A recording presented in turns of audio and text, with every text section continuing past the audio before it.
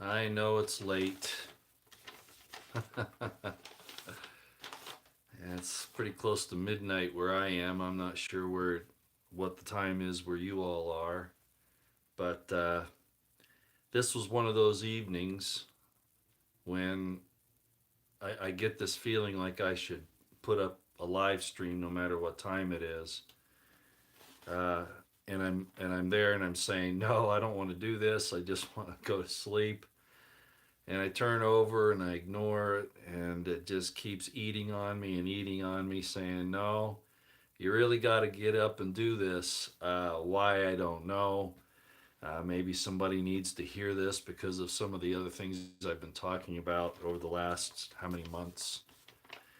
So, at any rate, I finally got up. The light's not the best. I didn't bother to set up any. I brought a few studio lights with me, but I didn't bother to put them up. I figured I looked at the board here, and it looks like you can see it pretty well without me having to light anything up more. I'm going to look a little yellowish red, I guess, a little orange, I suppose. Anyway, today is the 17th of June. I can't believe it, 2021. I'm Roy Potter. Welcome as you come in.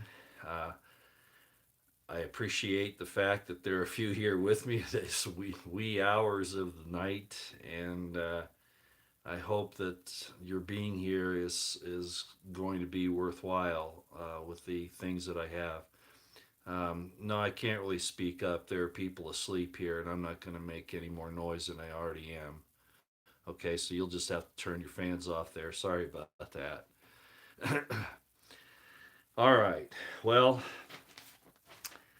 one of my presentations in the last week or so, I showed a the letter Aleph, Aleph, and I inadvertently and I explained it in the comments section of the video where I did this. I inadvertently did something that people that deal with uh, the letters of the Hebrew alphabet and how they can be rearranged in certain ways.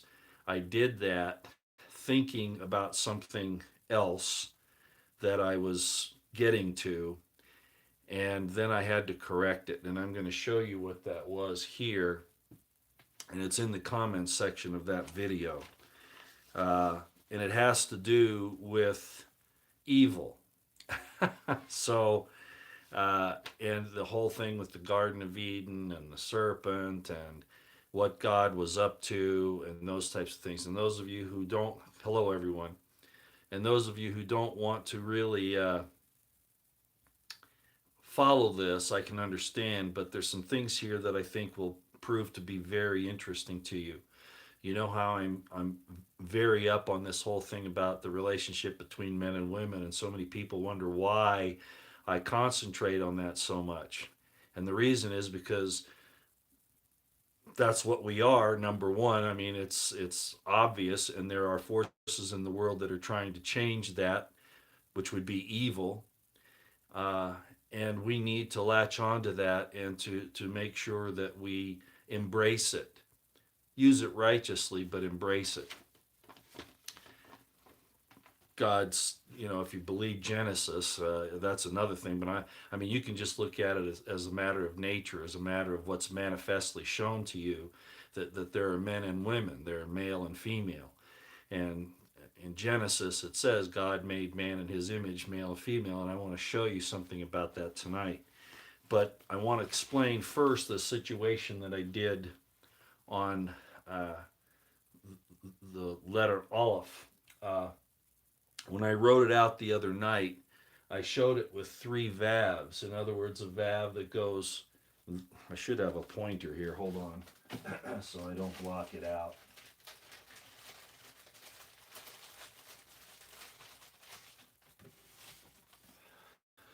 Right here, you have a long valve here, and then a long valve there, and a long valve there. That's when you mature, when you, it's not really an expansion, it's more of a maturation, but it's a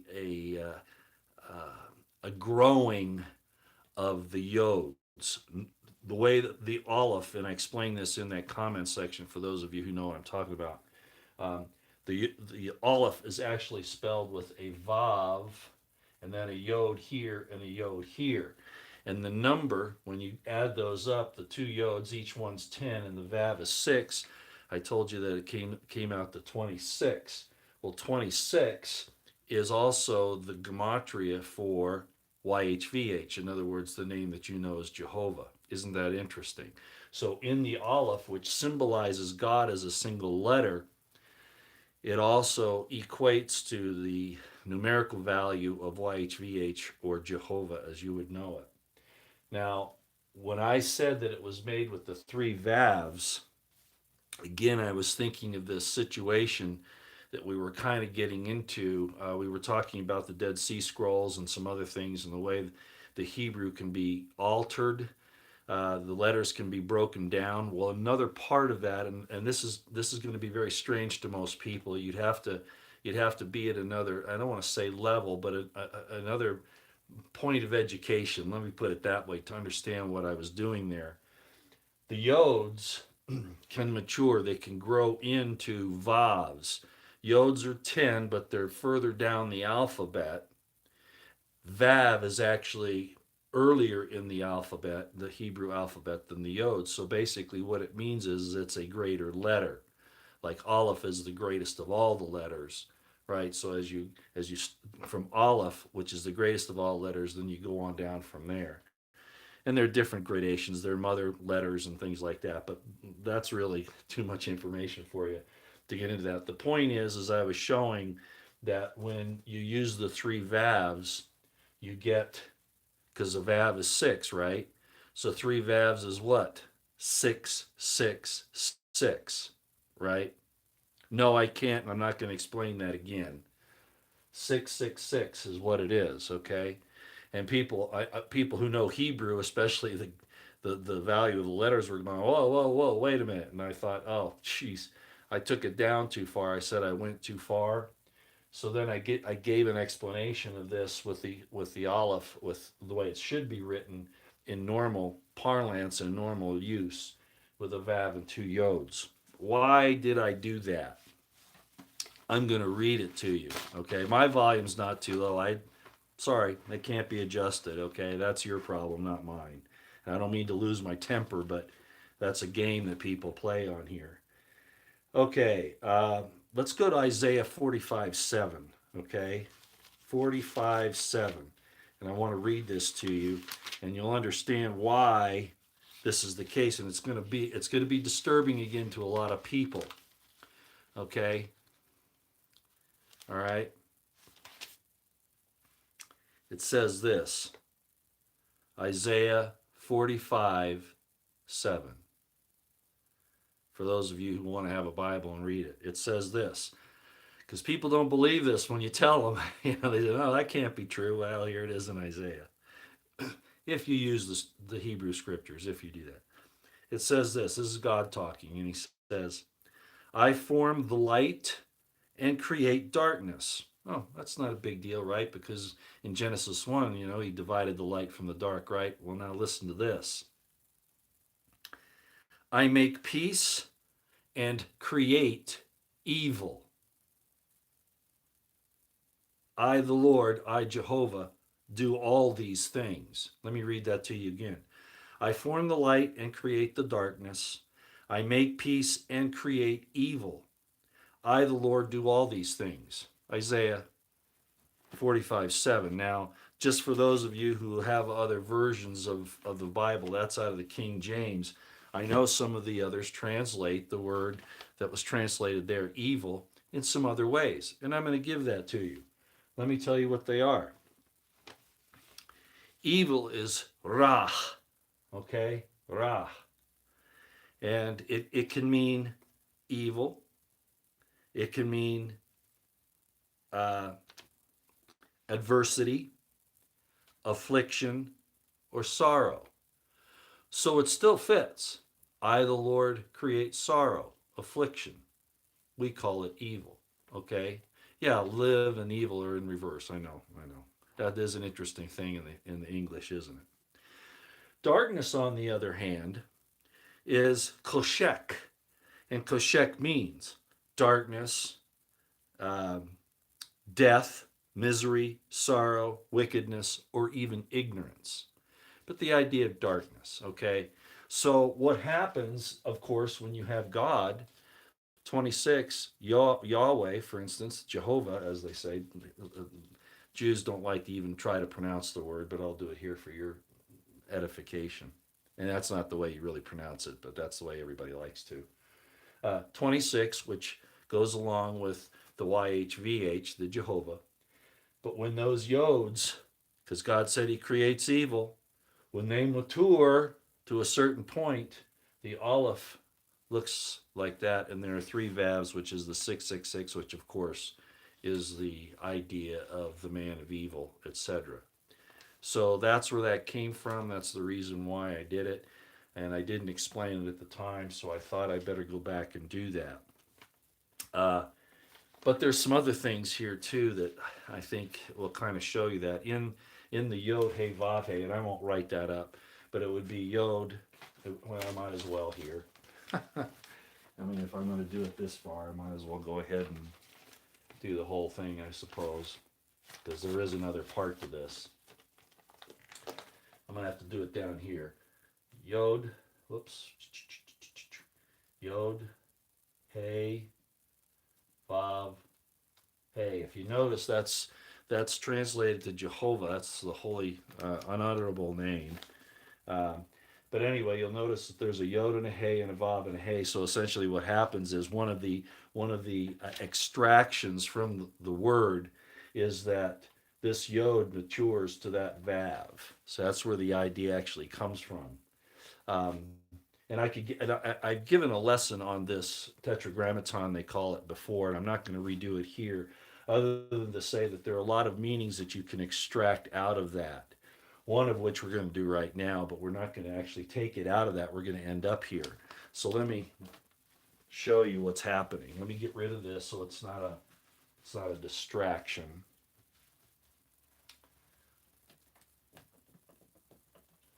All right. So go to Isaiah 45:7. You'll be able to see this thing about God creating darkness and evil. Okay. All right, that's important, and that's that whole subject matter of when I was talking about the scrolls and changing the letters, giving codes and things like that. That's in there. Okay, and we could go into a lot of other stuff, but I just wanted to clear that up tonight. Let's go to the subject of God, men, and women, because that's what I was so restless with tonight, and I just wanted to throw this explanation in there to get it out of the way. This has been a major theme of mine because, as I've said, it was the first thing that was attacked in the Hebrew Bible. It was the first thing that was attacked by the adversary, by Satan, if you will, was that union between Adam and Eve. So going after that union between the man and the woman was the first thing that was attacked. And he used deception to do it, to drive a wedge between them. And Adam realized what was going on and wouldn't allow that to happen. Okay? He was willing to take the fall rather than be separated from his wife. Okay? A lot going on there. A lot going on there. Adam, when it says that God created man, the word that's used there is Adam. And Adam is, you can break this down, and I showed you this once before. You can break it down to the Aleph, which represents God. And then this becomes a word here, Dam. If you listen to my Eisenman and Dead Sea Scrolls lessons, Dam, like in Damascus, Dam means blood. So, in other words, the word Adam, for those of you who want to see how we're related to God, and I could really expand on this, but we're just going to touch on this for tonight. Adam is God who is attached to us here with blood. We're mortal. We're in blood. So God attaches to us. In other words, it shows that we're actually in God's image. We're actually a part of God. even though we have blood and are mortal. We're attached to him. But there's some other messages going on in the word Adam here too. And it's interesting because considering all the things I was talking about with the Dead Sea Scrolls and their idea of God and all of that, this would seem to fly in the face of that. But if you understand, and I'm not going to get into the details tonight, the same blood as God, yeah, you could say that. The other thing that this also says is that God and the blood are united, right? So there's some indication that they're hi Case Smalls, haven't seen you for a while. Hello. Um, yeah. Oh, did they? The Catholic Church admitted to excluding the Book of Enoch. Yeah, they have a reason to, don't they? And I don't want to pick on the Catholics. I really beat up the communion thing this last couple of weeks, but at any rate, so Adam, the meaning of man, shows this union between God and us in our mortal state, or God even possibly being us. I know that sounds Gnostic. By the way, one of the first Gnostics, a lot of people, they look at Paul and they think, Paul was an apostle of Jesus Christ and all that and whatever. And I've talked about that for several weeks now using Eisenman's explanation of the Dead Sea Scrolls. But Paul was probably the first Gnostic. In other words, Hellenistic Gnosticism. He was what brought that into the original Christian community. That was Hellenistic Gnosticism. And it finally broke off a little bit later um, and became the Gnostics, the groups in Egypt, where they found the Nag Hammadi codices in Nag Hammadi. But at any rate, so that's one thing that Adam means. Another thing that it means, when you take the word and break it down, it means God goes through a door into the water world, into mortality. Whoa. God through a door. Mem means water. Okay? If you get rid of this dom here, don't look at that. Just look at the single letters themselves. You have Aleph, which is God, Dalet, which is door, Mem, which is water. So the concept is God through a door into the water or mortality. Isn't that interesting? Okay. Now, the thing that I consider the most important, and this is the point of the lesson for tonight, okay? Why I concentrate so much on the man woman relationship and why you have to repair this in any possible way you can. This is one reason why I say that there's no way, even though James was, the Apostle James, the brother of Jesus, was considered to be celibate, that he never married his entire life. I don't believe that's true because he would be violating this very principle that I'm going to show you now, and I don't believe he would have done that. First of all, because it was explained to do that, for a man to leave his mother and his father and to cleave unto his wife and become one flesh, right? That's in Genesis. I mean, it's just short of a commandment.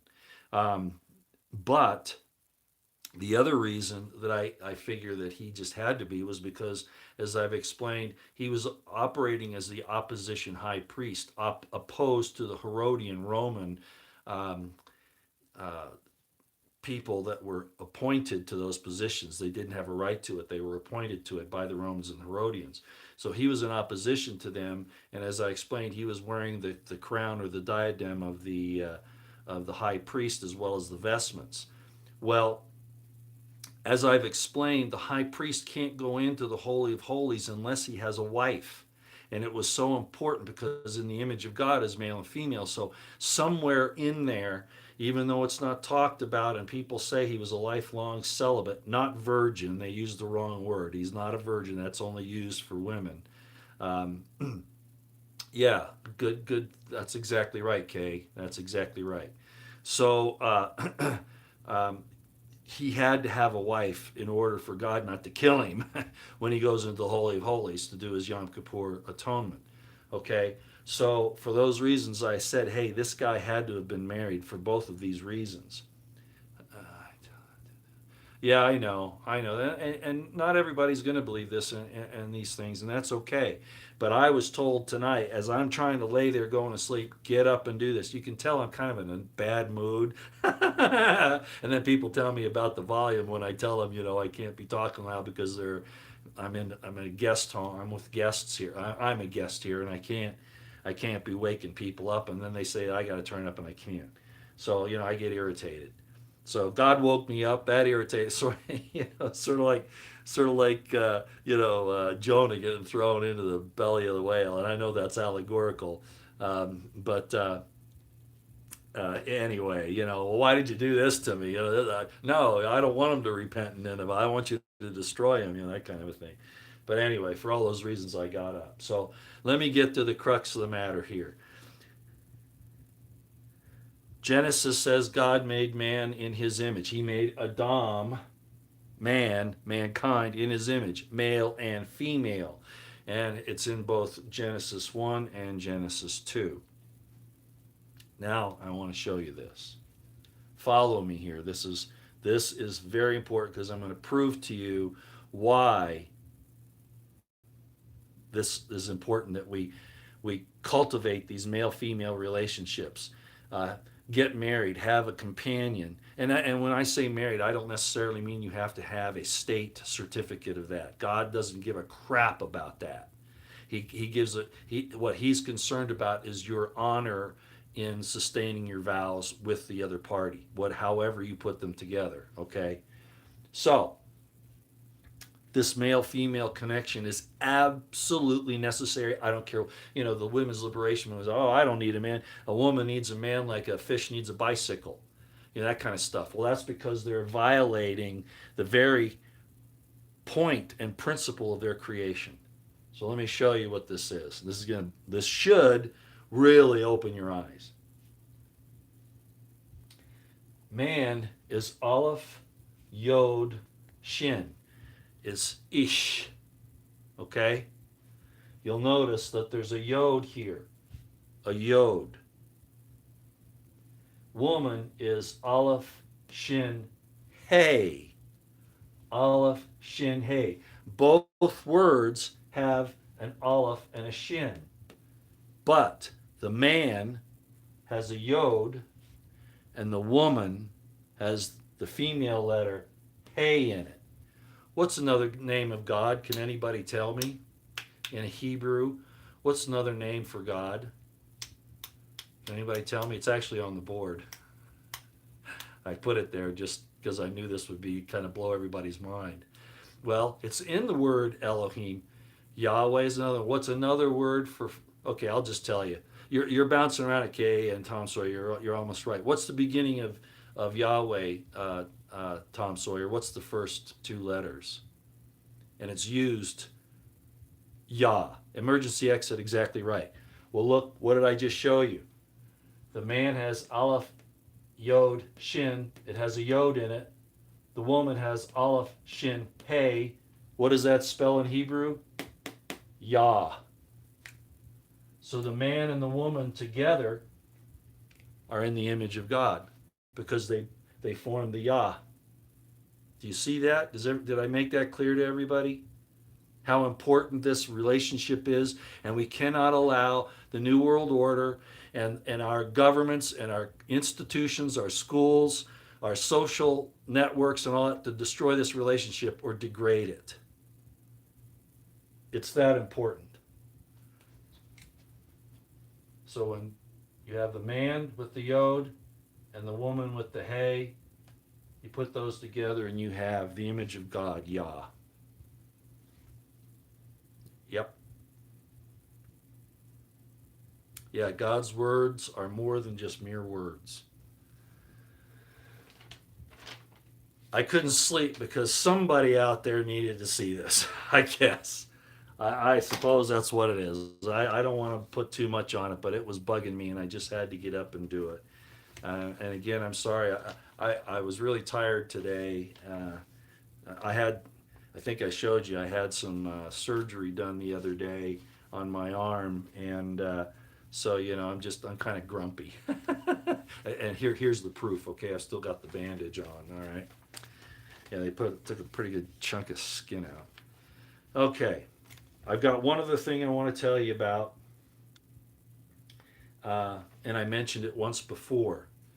Uh, so I'm going to go ahead and erase this right now because I want to go back to this evil thing and this thing from God about adversity and all of that I talked about in the beginning. So here, this is going to go away for now.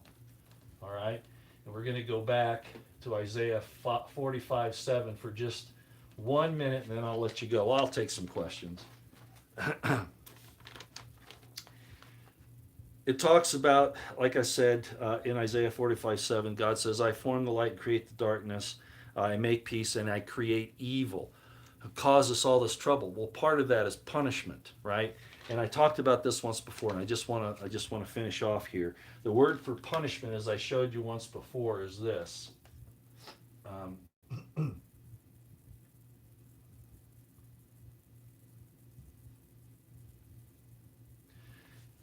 It's anosh. And again, we can cut the word in pieces, which I'm going to do here. The ayin means I, and this word, this root here, nosh, means fall.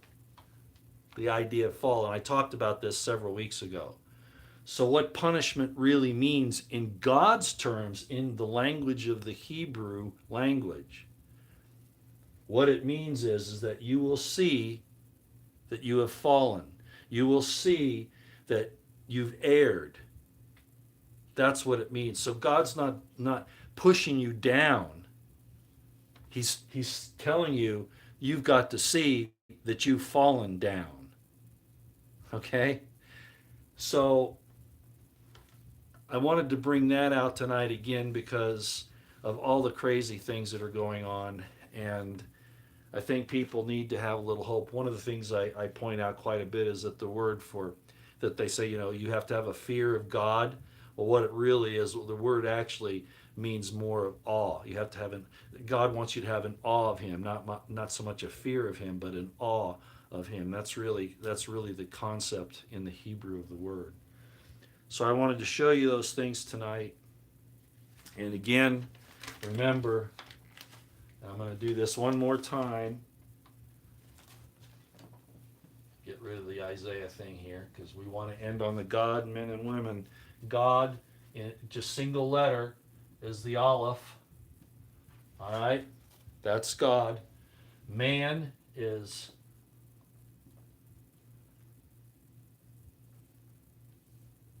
Ish. Woman is Isha.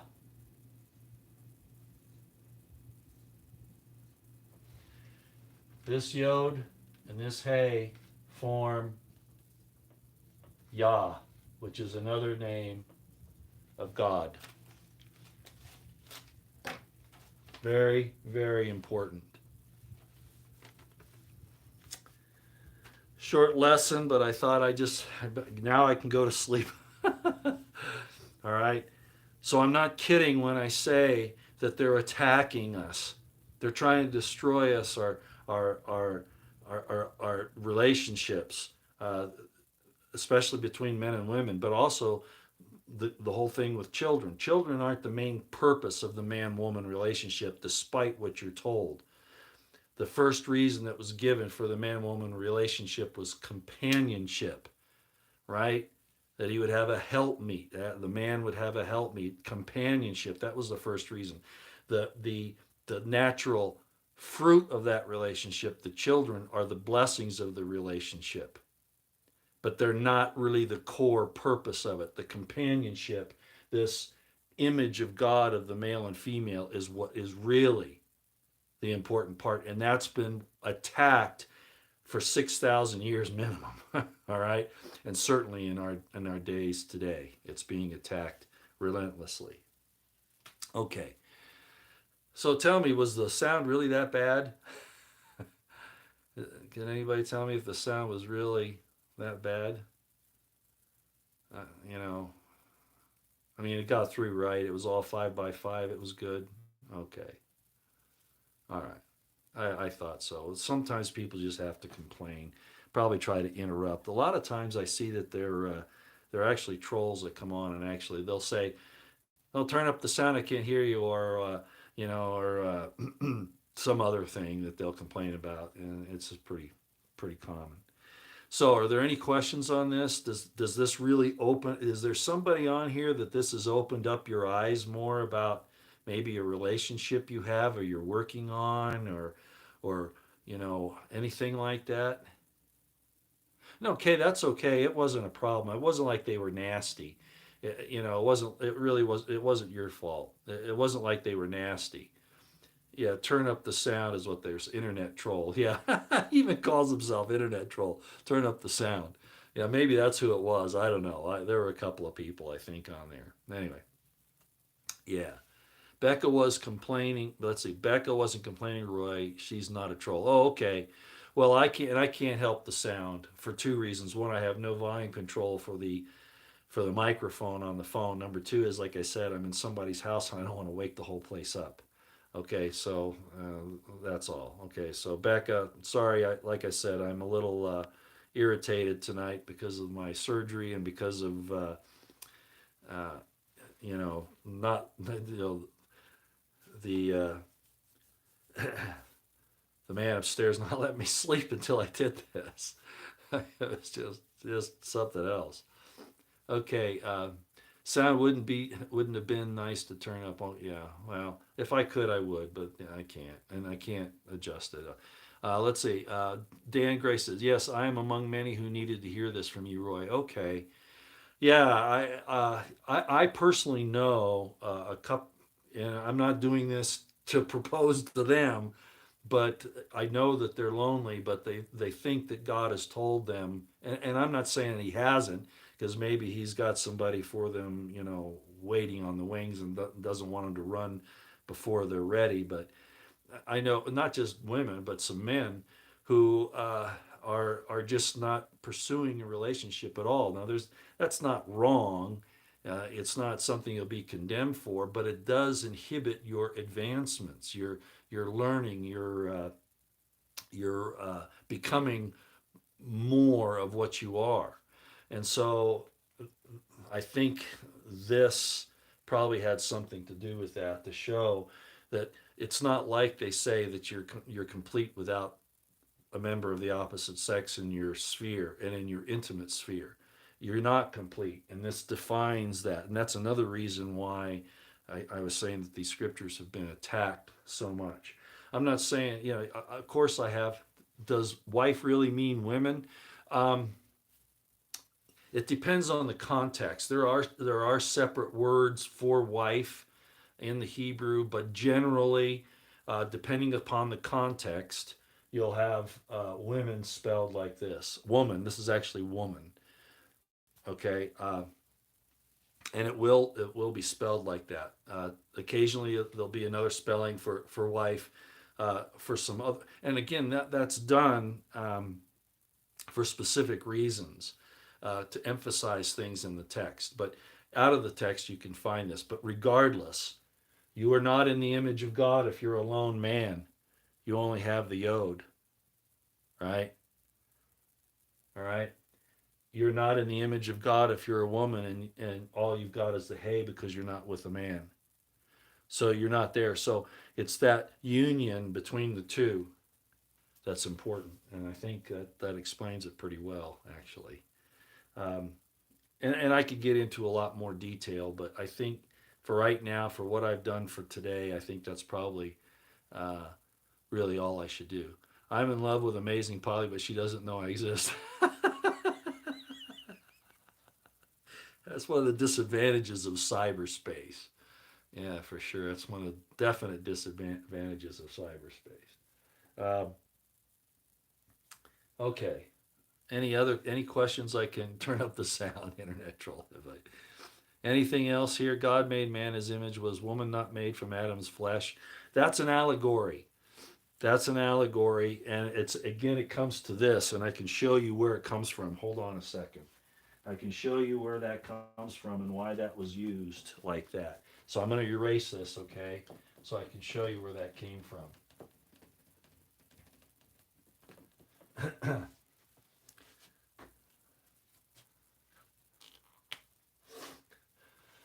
Let's see. What's the easiest way to do this?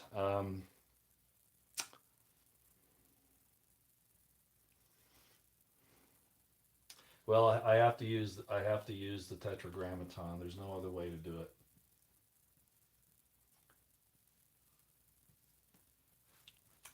Okay.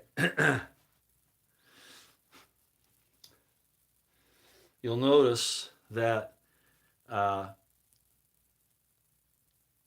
it says that God took a rib from Adam. This is going to get kind of heavy now here, a little, yeah, tetragrammaton. This is a little heavy, but just look at this, okay? That's all I'm telling you.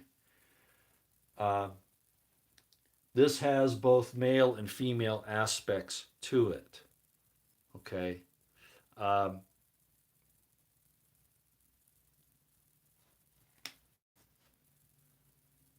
only, only this, the male and female, the Adam, this is another way of saying the Adam as I showed you, it has both the male and female characteristics. So there's something else going on in Genesis there than just taking something away from just the male side of that. Okay, because Adam was the two of them together in the first place.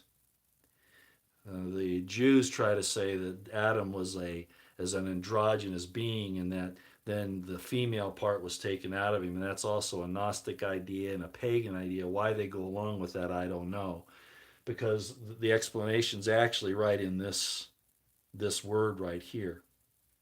So uh, I don't know if you get the gist of that. No, yeah, and this isn't Talmudic, of course. This is actually in the language itself, so that actually works out. And I'll show you some more maybe at some other time. But the point is that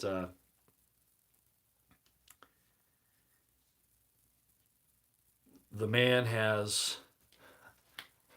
If you look at our genetics, this is another way to explain it. A man has an X chromosome and a Y chromosome, right? A woman has two X chromosomes. Do we all know about genetics in men and women? So this is a man and this is a woman. So a man has an X and a Y, kind of like this. Are you getting the gist of this? If this was the Y is the male part, the yod is the male part, the X is would be like the hay. So the man has both the Y and the X chromosomes. The woman only has two X's.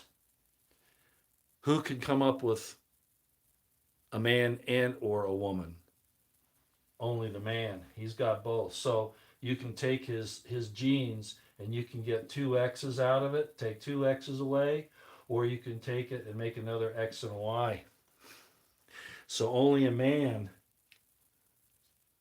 has the ability to do both, and that's just genetics. Okay. That stuff about the fetus being female until the 49th day or whatever, that's not actually true. Um, the sex is determined at the moment of conception, and the organs just develop uh, slightly differently, of course, but the sex is determined at conception. Roy, is there marriage in the afterlife? Well, let's put it this way. If you're going to be in the image of God and he's got the male female counterparts, what do you think? And what would make you happy? You know, I had a, I can't say that. It might be considered the way she explained that to me on her part would probably not be a good thing. But anyway, my answer to that is yes. There's nothing else that guarantees. I mean, people say, well, you're going to have a relationship with God. Well, God's not that small. He's created us to want the opposite sex. That's what he wants us to be like. So there is a marriage just means that they're together. Okay. um, both as a companionship and as a sexual union. So, and it's again, it's not the idea of a state marriage certificate or even the idea. Well, I'll give you an example. In Genesis, Abraham needed to get a wife for his son Isaac, and so he sends his servant out to find a wife for Isaac. And he does. He finds this girl by the name of Rebecca, and you can go read the story. So Rebecca agrees. Okay, that's all there is going on in the story. She agrees. She agrees to Abraham's servant that she will be Isaac's wife. That's all there was. So the servant brings Rebecca back to Abraham's camp. Abraham greets her, and Isaac comes out, and his mother, introduces them, and it says, and Isaac took Rebekah into his mother's tent, and he loved her. That was it. That was it. God is not as prudish as man wants to make him out to be, and men do it for control purposes.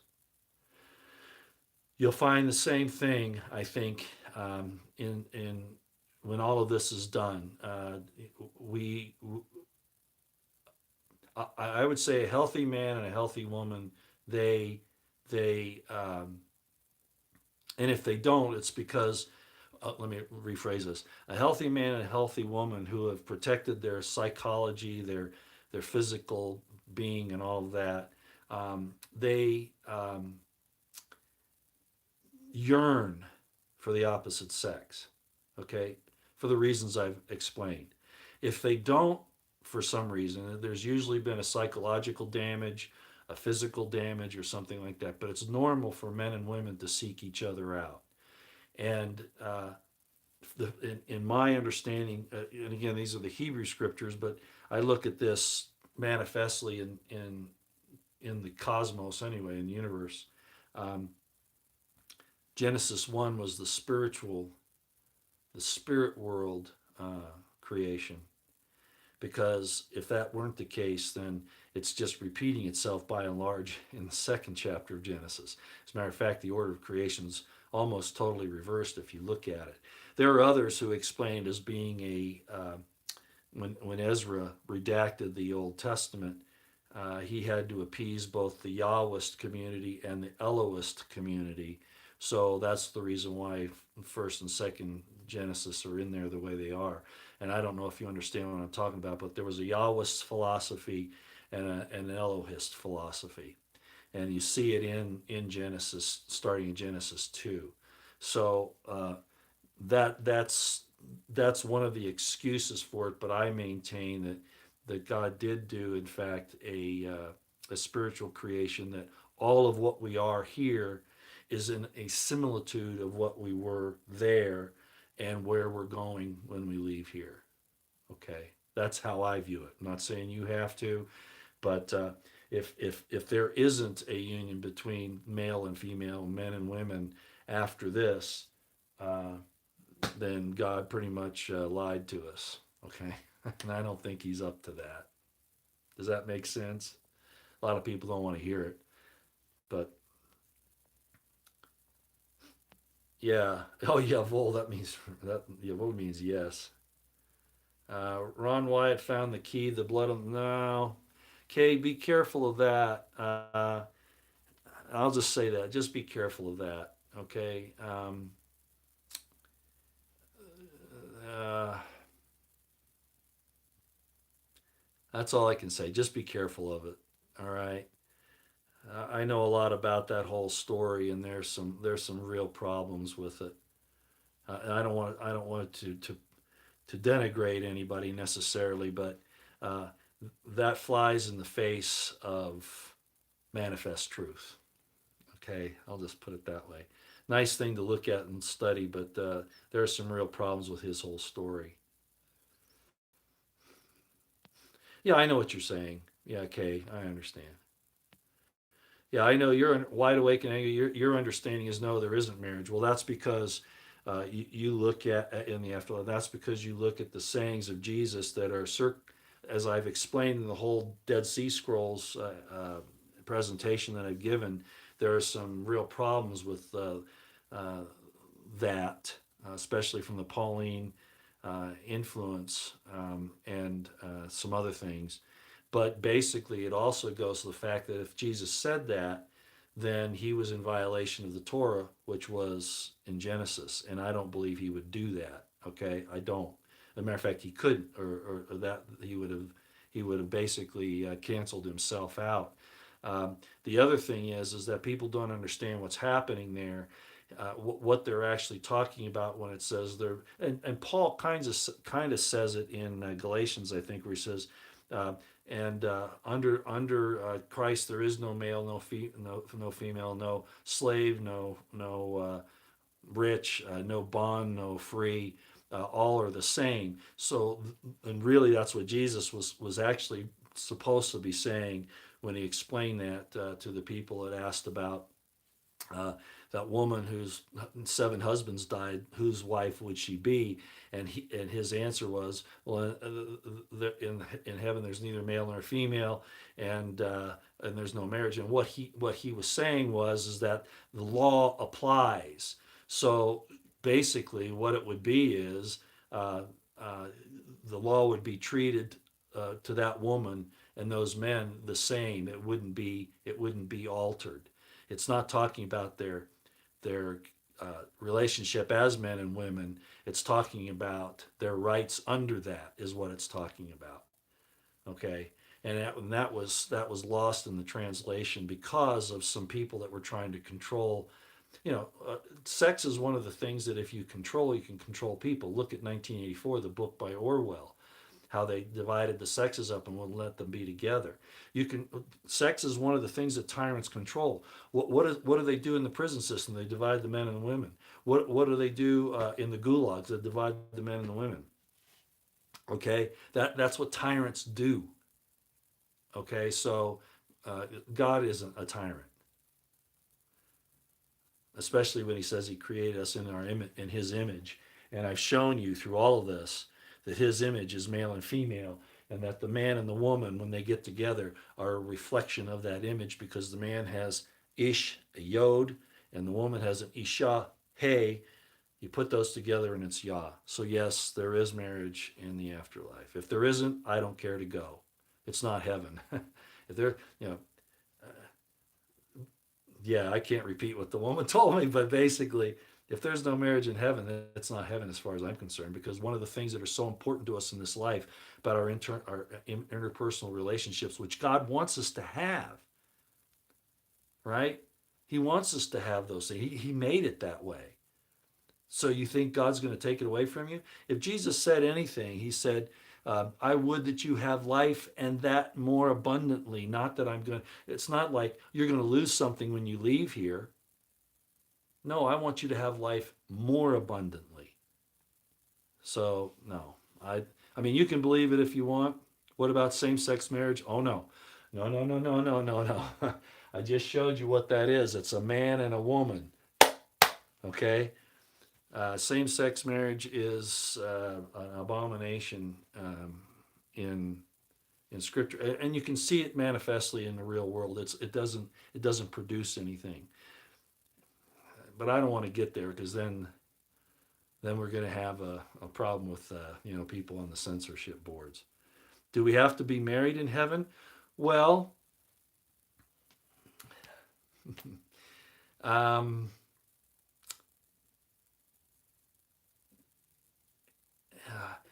birds of the feather flock together. If God says He made man in His image, male and female, can you go where God is if you're not in His image? It's like I said before, I think because the high priest, when he went into the Holy of Holies, he had to be married to be in the image of God, and his wife would have to be right outside holding onto the rope that they put around his waist in case he had a problem, they could pull him out. And in a lot of cases, they'd have a second woman there in case the wife died for some reason, like she's, whatever. Um, yeah, if you're married to a person that you love, whether it's your soulmate or not, I don't want to get into that whole thing because that that gets, well, I'll answer that question in a minute. If you love somebody, uh, God's not going to force you apart from that person, right? What God has joined together, let no man put asunder, and God's not going to put asunder either. He wants your happiness.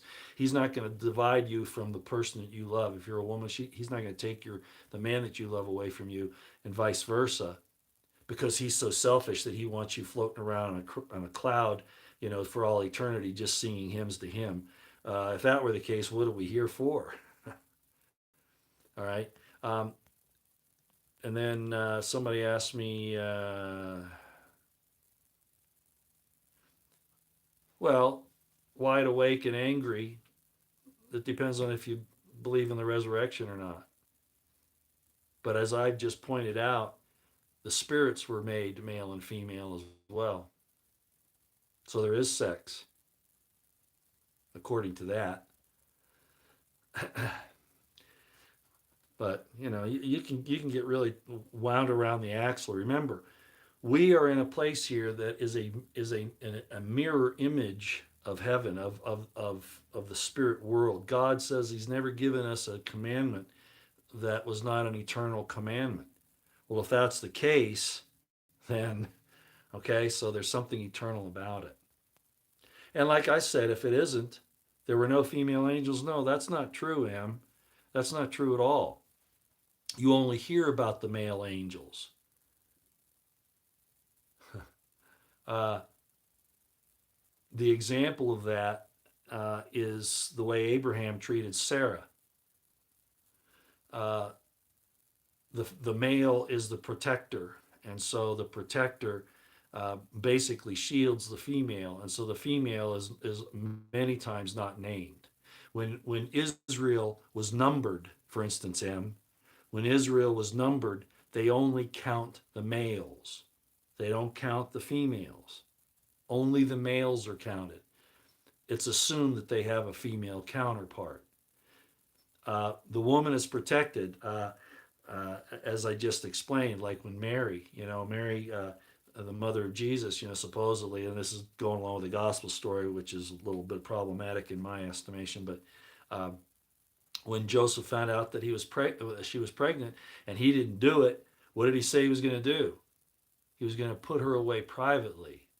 He was going to keep it from everybody knowing that it happened. So there are female spirits. There are female angels. Absolutely. Angel just means messenger.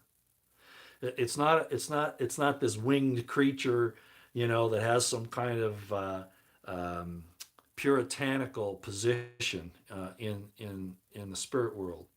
An angel is a malach. It just means a messenger. That's all it means. Um, and Enoch, for instance, he had children. He had an entire city with him when he was taken, according to the writings, Book of Enoch, etc. Um, there are passages that make you think that women are dirty and that they're not in heaven and that they're. I mean, if you want to believe you're a dirty, disgusting creature because men look on you and think how beautiful you are, you really think that's the case? Do you really think that's the case?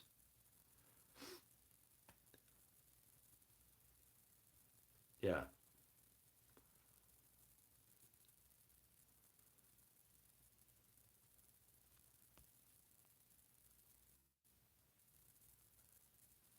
Debbie Donovan. Hey, Debbie. Oh, wow. Uh, no, it's not that. It's not just that. Like I said, the first reason for men and women getting together is companionship. That's the first reason. That's the reason Eve was brought to Adam. Remember, it was uh, it's not good for man to be alone. We will make a helpmate for him. So the idea is companionship. Then the children are just a product of that. I mean, if you don't want to have sex with somebody, that's fine with me. I don't care. But I'm not interested in going to a place in the hereafter where that doesn't exist. If it doesn't exist, it ain't heaven. That's just the way it is. The thing is, the law is that you don't um, lust after somebody, and what that means is that you. It's not just the feeling of, well, that's a gorgeous woman. You look at a gorgeous mountain and you say, well, that's a gorgeous mountain.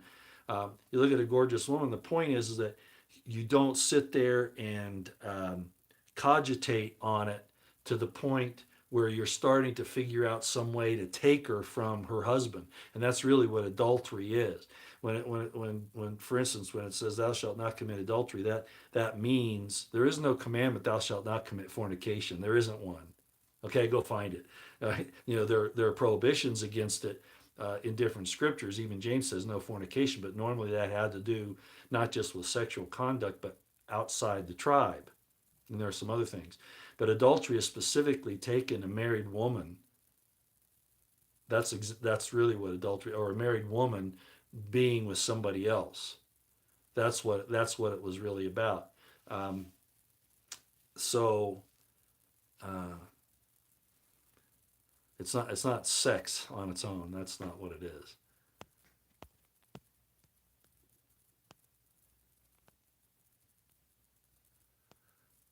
Let me see here.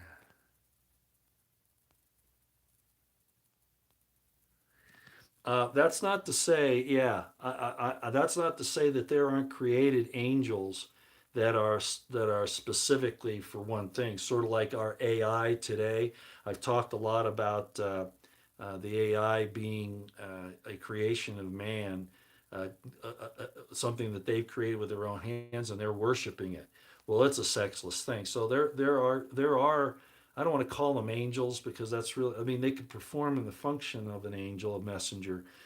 There are creatures that are not made in God's image that could be any number of things, right? Uh, there are sexless amoebas, I guess. So I suppose there could be some type of celestial being that isn't in the image of God. But see, that was the complaint by the one that you know as Lucifer. That was the complaint of Lucifer to God that, hey, what do you see in this creation that you've made over here of these men and women? What about me? Why am I not like them? So that exists, but no, there are definitely. If there are no female angels, then you're out of luck. If you're a woman and you're not going to go to heaven, I guess. Right? No, that's not what it's talking about at all. Not at all. Well, Becca Morrison, the female pains were increased after the fall. It says it right there, and apparently Eve had children before the fall because, according to the Genesis, it says when God, after this whole fall takes place, He says, "I will greatly multiply thy sorrow and thy conception." Okay, so apparently before the fall, it wasn't quite as onerous or as difficult. Why that is, I don't know. Yeah, thou shalt not commit adultery has to do with again with coveting another man's wife. That's what it's really about. Coveting another man's wife and consummating that covetousness then becomes adultery. Okay, but adultery is not sex. Adultery is interfering with the contract between a man and a woman. Okay, that's what it is. Causing the woman to break the contract in one way or another by that connection. Roy, does that mean a tribe of Eves ate the fruit? No, but that's interesting that you should ask because some of the early writings indicate that Adam had three wives with him. Well, these are really old texts. Who really knows what they're talking about? There were actually three females in the garden with Adam and some of these other. Yeah, you're right. American dystopia. Uh, One's name was Sarah, one was Phoebe, and one was Lilith. You've probably heard the name Lilith before. You probably didn't know Phoebe and Sarah. Sarah just means princess. So that was probably the same wife that would have in these writings. Sarah would have been the one that had Abel. Lilith would have been the one that had Cain. And Phoebe, I don't know. Okay. But those are other writings, okay? Yeah, so there are writings that say he had three wives with him, okay? Yeah. Eve was the mother of all living. It's spelled like this.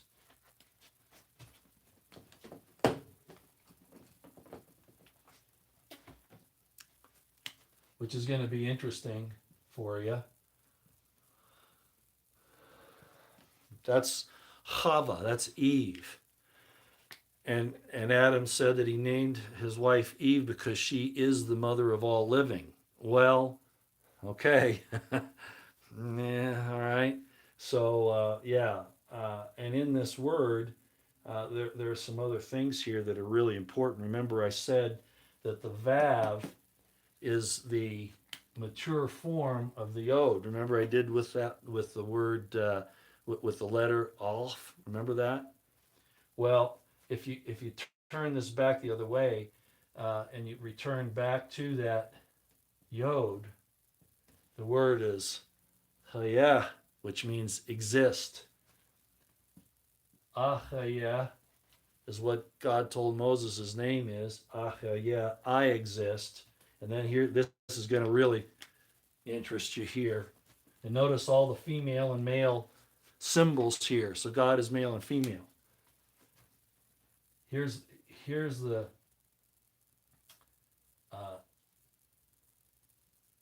oops, I messed up. Thinking of too many things at once. Right here. Eve, Chava, with a male added to her, becomes the Tetragrammaton, Jehovah. And this word here, as I showed you with the Aleph, that's I exist. I am that I am. I will be whom I will be. And with the Yod, Yod, that means he exists. He exists, which is a cognate of Jehovah. Everybody see that?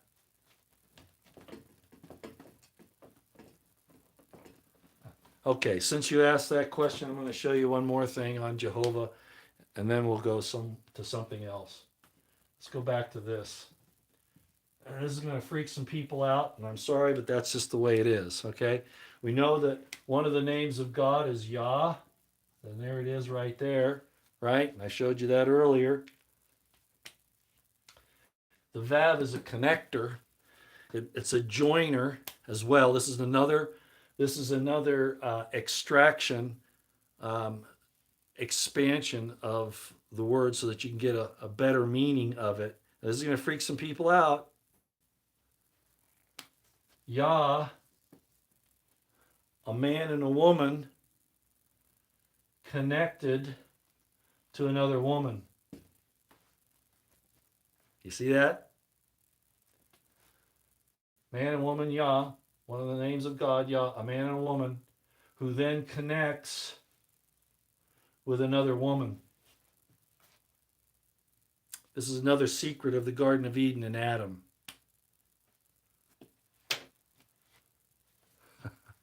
I know, that kind of stuff really blows people's minds. That's why I say the original language is absolutely important to understand. You can't get it from the English, and then we have this entire thousands of years, particularly the last 2,000, of disinformation, misinformation, power plays, institutional hierarchical conflicts, etc., etc. Okay.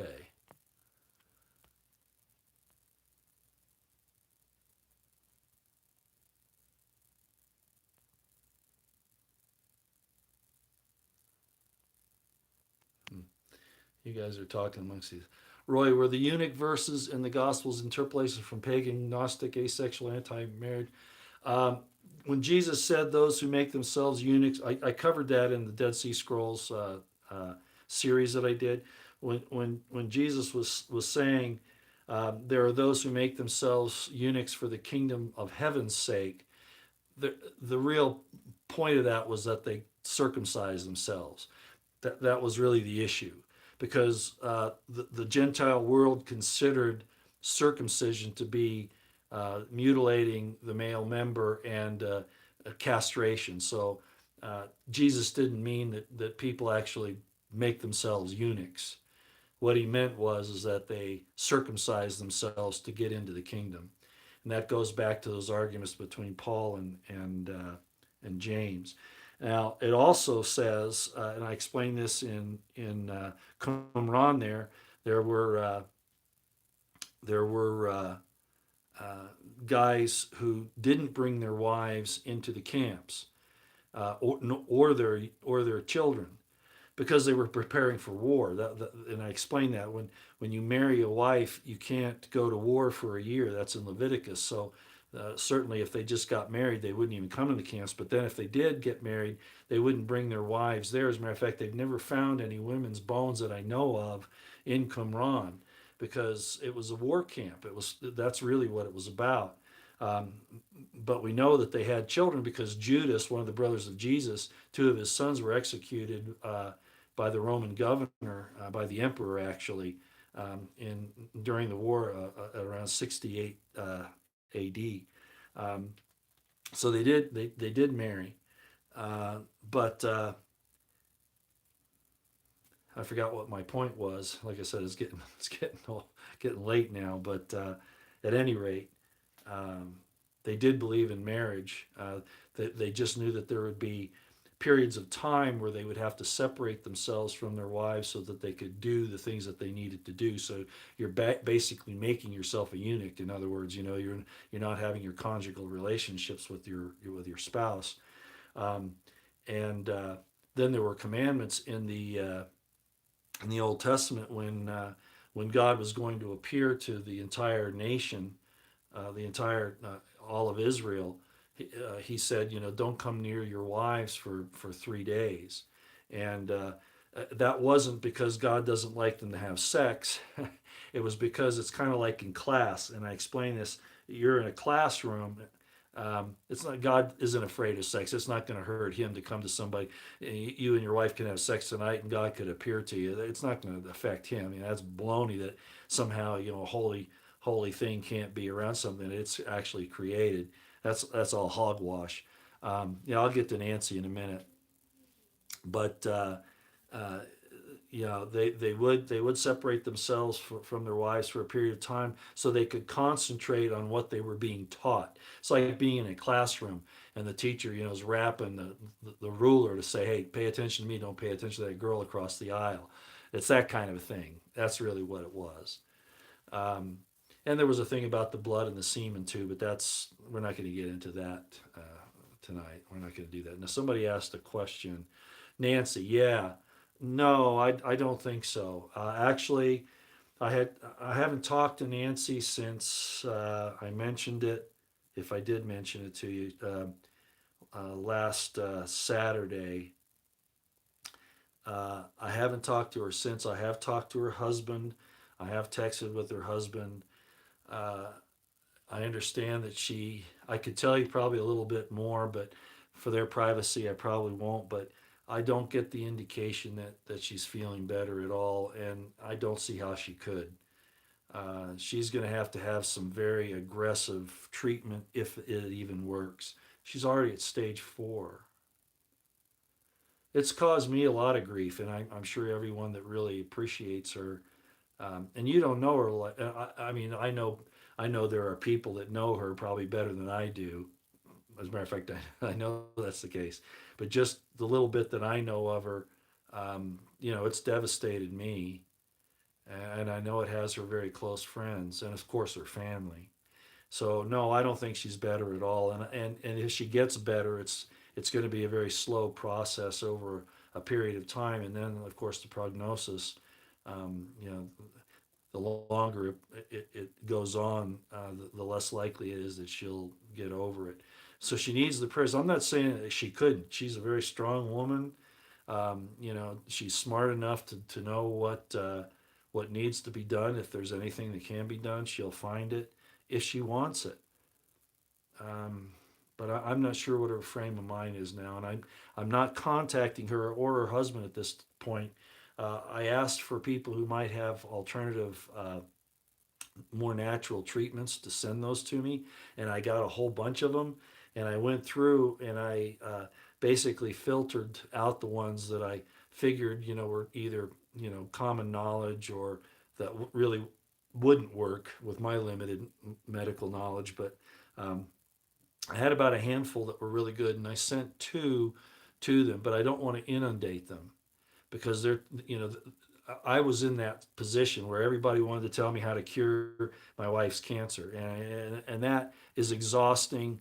It causes anxiety, sleeplessness. It's just too much. Even it's just people trying to help, but it's just too much. So I don't want to overload them. I'm going to wait until they ask me. So that's how we're going to do it. I did send them two of them, and then her husband said. Um, yeah, we just need to make her comfortable for now.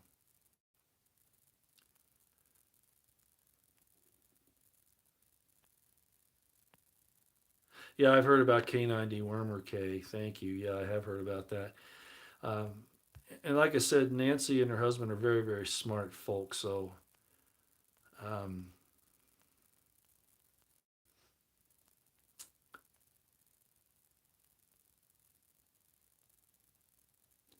let's see what this is. AZ said, I'm a retired microbiologist. The Old Testament Levitical laws actually reads like a microbiology text, how to keep yourself clean. Yeah, exactly. And that's really what it was. Thank you for pointing that out. Thank you so much for pointing that out. Of course, blood can, you got to be careful with blood, especially when you're out in the heat. Because it can transmit disease. It can deteriorate and make you sick.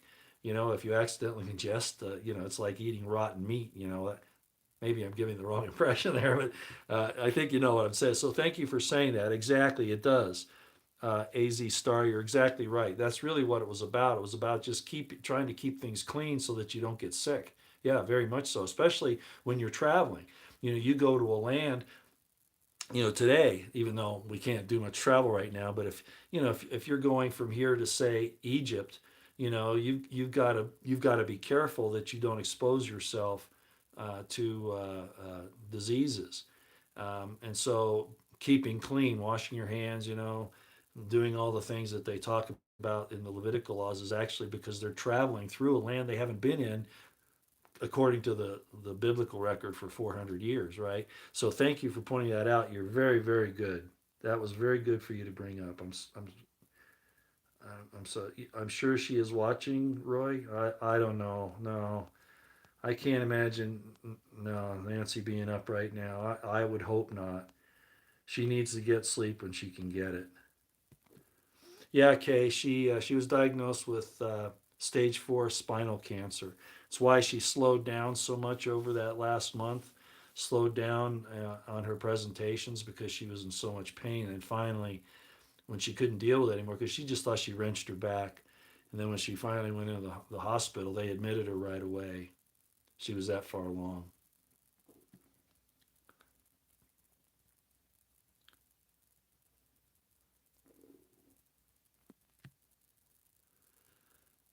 Let's see, what is this? Just go raw vegan for a few months. Yeah, there. Like I say, there are all kinds of things you can do. I'm just not sure where it is right now because of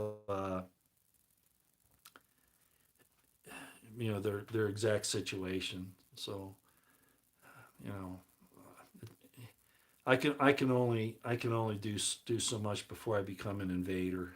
So I don't want to be an invader. I'm not gonna be there knocking on the door every day. Hi Bethany, how you doing? Nice to see you. She might just listen. Yeah, maybe Debbie. I don't know. Um, yeah, pain management was a problem, as you know. Yeah, yes, Debbie, that's very true. Um, and then the pain management was the problem. They're so reticent to give somebody pain medication anymore. It's ridiculous. I mean, especially in the condition she's in, that's just absolutely like she's going to get hooked on it. I mean, something more terrible than that is going to happen, and they're worried about that. That's so ridiculous. Yeah. Again, I don't think she's doing very well. That's the indication I have from her husband. They're just trying to get her comfortable right now.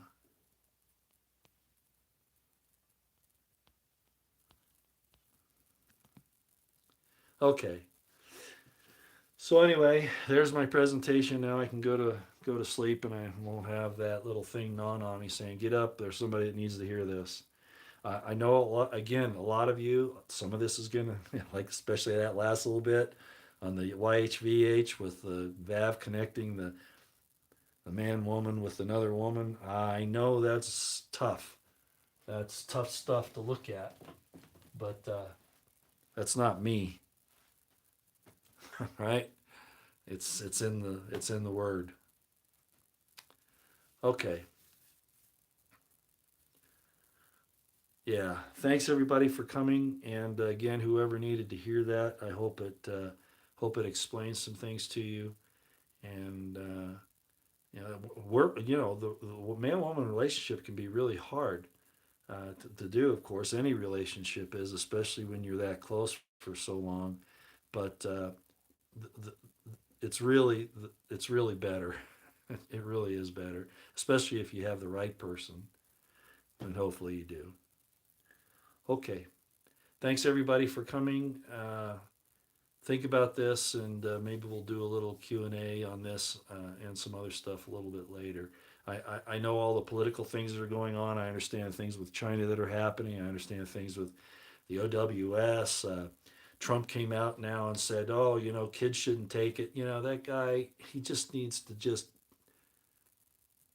say the whole thing's a mess, and it just needs to be dropped, is what he needs to say. But at any rate, I've come down hard on AJ because they just keep giving Trump a pass. The IC is totally out of control. The FBI is, people say, "Oh, it's natural for the FBI to put informants into these groups and stuff like that." No, wait a minute. Wait a minute. I think Glenn Greenwald said that. No, no, there's a point at which it becomes uh, not just surveillance, but accessories to the act. And that's the problem. The FBI agents are not just in there watching, they're actually planning, providing the materials, doing the leadership, stuff like that. No, that's accessory to a crime. Okay. So Glenn Greenwald is off in left field on that one. It made me a little mad when he said that. He doesn't understand how it works. And if he does, he kind of goofed it on that one. So what the FBI has been doing is reprehensible, disgusting, Marxist, tyrannical. And of course, that goes along with the CIA and everything that Biden's doing, coming after people that are just trying to seek redress of grievance from the government, making that a crime now, making that domestic terrorism. Well, I've got a word for him, and it's a four-letter word, and it starts with, as Monty goes, starts with an F and ends with a K, and then U. That's how I feel about Biden, but Trump too. I don't trust any of those people anymore. We're on our own. Okay, that's all I got. Thanks a lot, everybody. Take care out here.